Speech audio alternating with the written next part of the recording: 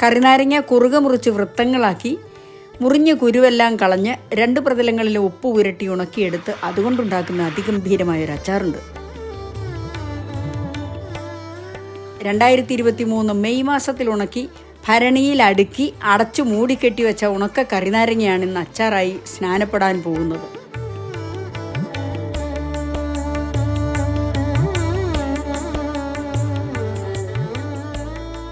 ഓരോ നാരങ്ങ ചക്രത്തിലും ഉരുളിയിലുള്ള കൂട്ട് പുരട്ടി മൂടണം. ഇപ്പോൾ 2 പുറത്തും മസാലയായി. അങ്ങനെ ഓരോ പുരാതന സൂര്യശില്പവും മസാലയിൽ പൊതിഞ്ഞ് വാഴയിലയിൽ അടുക്കി. നാരങ്ങയിലെ ഉപ്പും പുളിയും അതിസൂക്ഷ്മങ്ങളായ സുഗന്ധ തൈലങ്ങളുടെ മണവും സൂര്യകിരണങ്ങൾ പകർന്നുകൊടുത്ത അഭൗമ രുചിക്കൂട്ടും പുതിയ മസാലക്കൂട്ടുമായി ചേർന്ന് പുതുപുത്തൻ രുചിയൊരുക്കും. പക്ഷേ അതിനിത്തിരി സാവകാശം കൊടുക്കണം. മുത്തശ്ശി ഭരണി അടച്ചു വെച്ചു.